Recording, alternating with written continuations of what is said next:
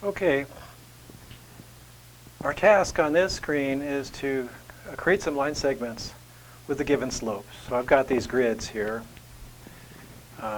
Each of the grid is supposed to represent 1 unit by 1 unit. And we'll start here with slope 3. We're going to make a line segment with slope 3. That says as you move between the 2 points, the change in y, or the change in height, has to be in a ratio of 3 to 1 with the change in x. So the easiest way to make a segment with a given slope would just be to pick a point, go over 1 unit, and then go up or down however much the slope is, and then make that segment.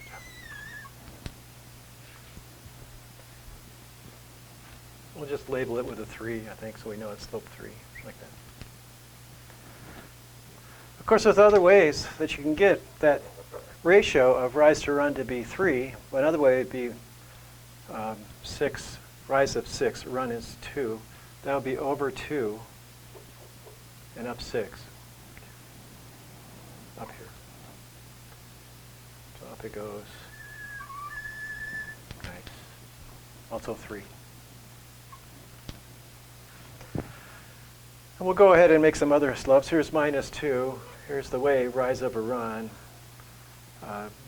Minus 2 as a rise means it goes down 2 units as you go to the right 1 unit, or down 4 as you go to the right 2 units. So minus 2 as a slope over 1 down 2, like this.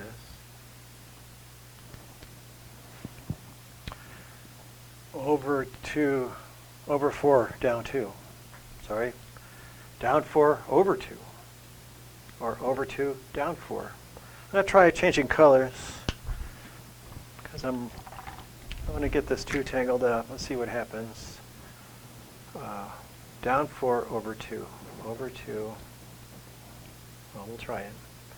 Down 4 to here.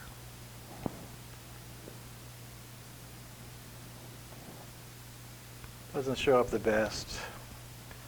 We'll try blue. I've got some extra colors here. We'll try this 3/2. That seems like that's even worse. Okay. We'll go over here. Maybe there's a pink. Pink might work better. Have I tried it already? I tried something like this. Let's see what this looks like. So that's that blue color. Yeah, not good. Okay. Stick with the tried and true colors. We're trying to do 3/2, so I'll just try to keep it out of the way. Well, I can't really do that, but I'll try. That's up 3 over 2, maybe here.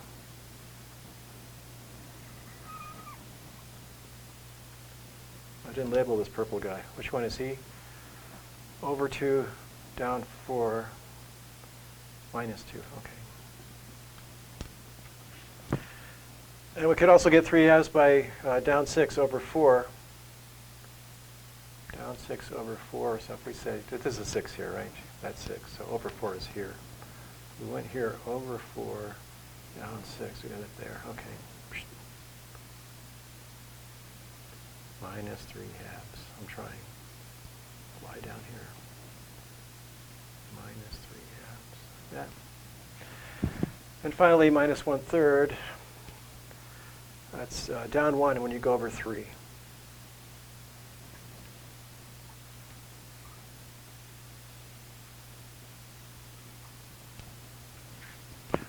Or down 2 if you go over 6.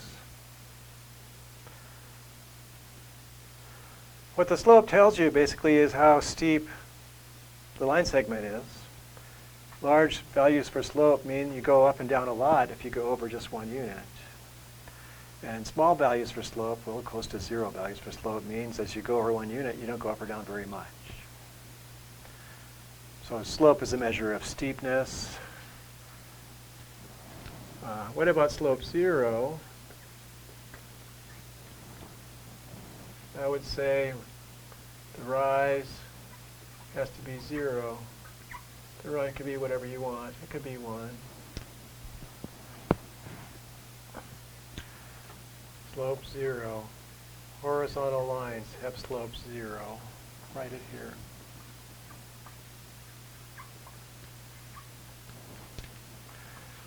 We said earlier that vertical lines have undefined slope. Slope undefined. Filling the screen up with stuff. A vertical line.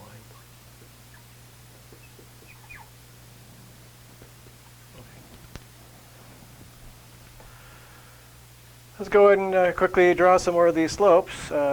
Minus 3/7 down 3 over 7. That's rise over run. Rise is minus 3, run is 7. So we start, say, here. It's going to go down 3 over 7. Good luck making that fly across there like that. Minus 3/7. How about 1/8 over 8? And up only 1. I'll stick it here. I'm going to end up here.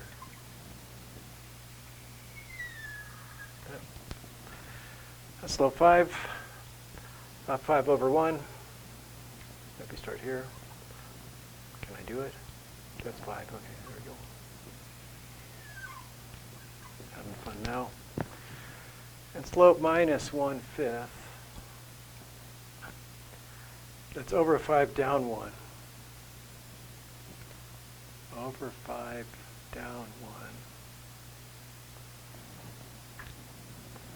We'll put it here.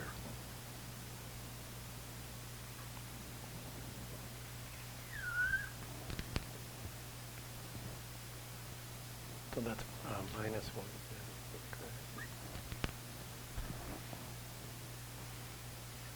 All right, so we had some practice drawing slopes. You notice we don't actually have to use the coordinates. All we have to see is how much x and y change to make a segment, to draw a segment that has a given slope.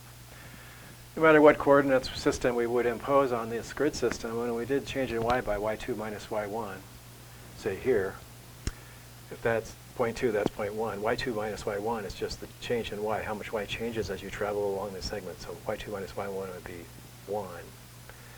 And x2 minus x1 would be how much the x changes, and that would be the 1, 2, 3, 4, 5, 6, 7, 8. So that'd be the 1/8. Why then label it? Here we go. All right, so we made some segments with specified slopes by having the segments slope look like a fraction. The denominator tells you how far you moved right, and the numerator tells you how far you move up as you travel between the 2 points.